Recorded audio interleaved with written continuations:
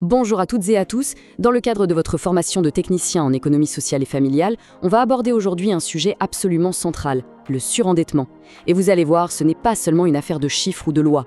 C'est avant tout une réalité humaine, souvent complexe, et votre rôle y est essentiel. Ensemble, on va décortiquer les compétences clés dont vous aurez besoin. Alors, voici notre programme. D'abord, on va bien poser les bases. C'est quoi le surendettement et quel est votre rôle précisément ? Ensuite, on verra le premier contact, un moment décisif. Puis, on mettra les mains dans le cambouis. Comment on construit un dossier solide, étape par étape. On explorera aussi les solutions concrètes qui existent. Et enfin, on parlera de l'accompagnement sur le long terme pour une stabilité qui dure. C'est parti ? Bon, commençons par le début. Avant de pouvoir aider, il faut parfaitement comprendre la situation.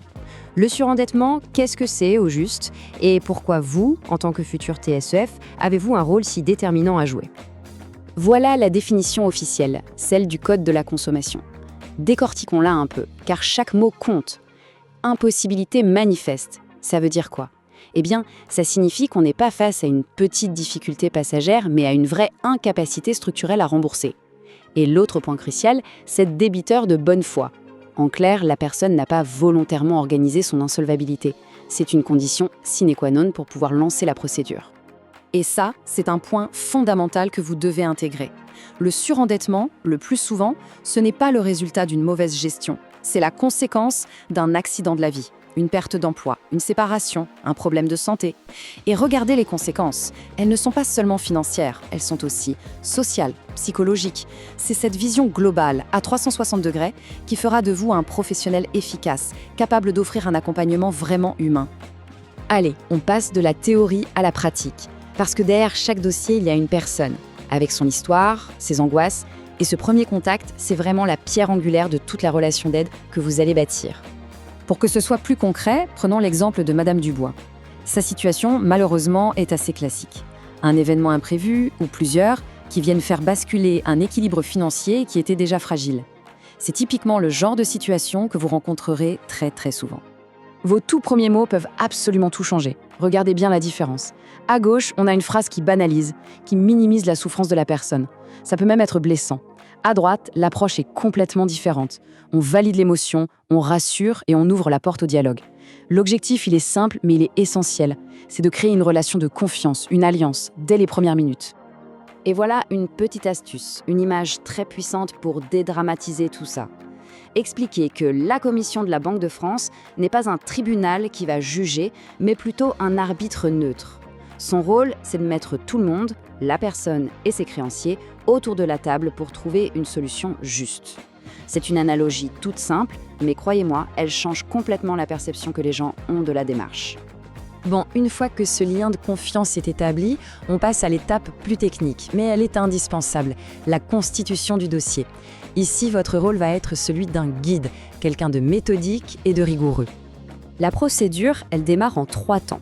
D'abord, il faut déposer le dossier auprès de la commission de surendettement, qui se trouve à la Banque de France.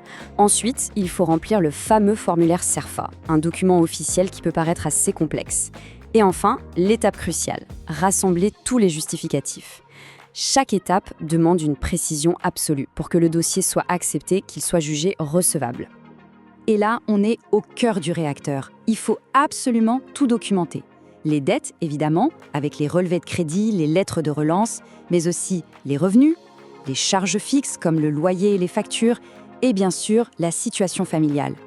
Un dossier complet, bien classé, c'est la meilleure garantie pour que la commission puisse analyser la situation correctement et rapidement. Votre aide pour trier, pour organiser tous ces papiers, elle est juste inestimable pour les personnes. Ok, le dossier est déposé, il est recevable. Et maintenant, qu'est-ce qui se passe ? On va voir ensemble les différentes solutions que la commission peut proposer et surtout comment vous allez accompagner la personne à chaque étape. Alors, une fois le dossier accepté, il y a principalement 3 issues possibles. La première, la plus souhaitable, c'est le plan conventionnel de redressement. C'est un accord à l'amiable avec les créanciers. Votre rôle sera d'aider à préparer cette négociation. Si cet accord n'est pas possible, la commission peut passer à des mesures imposées. Là, votre mission, c'est d'aider la personne à bien comprendre ce que ça implique et à suivre le plan à la lettre. Et enfin, dans les situations les plus critiques, il y a le rétablissement personnel, qui peut aller jusqu'à l'effacement des dettes. C'est une procédure lourde et votre soutien moral et technique y sera fondamental. Dans tous les cas, vous voyez bien, vous êtes le filet de sécurité humain de la procédure. Et c'est ici que votre travail de TSF prend vraiment toute sa dimension. La mission, elle ne s'arrête pas une fois le dossier déposé. Loin de là. L'objectif final, le vrai, c'est d'aider la personne à retrouver une stabilité qui va durer dans le temps. On en revient à notre exemple, Madame Dubois.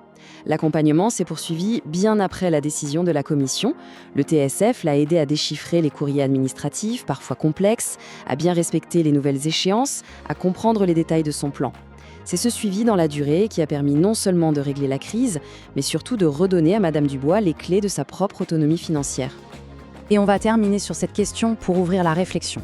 Bien sûr, retrouver un équilibre budgétaire, c'est l'objectif premier, c'est évident. Mais votre rôle s'arrête-t-il là ? En réalité, n'est-ce pas aussi une question de restaurer la dignité, de reconstruire l'estime de soi et de redonner à la personne la capacité de se projeter à nouveau dans l'avenir ?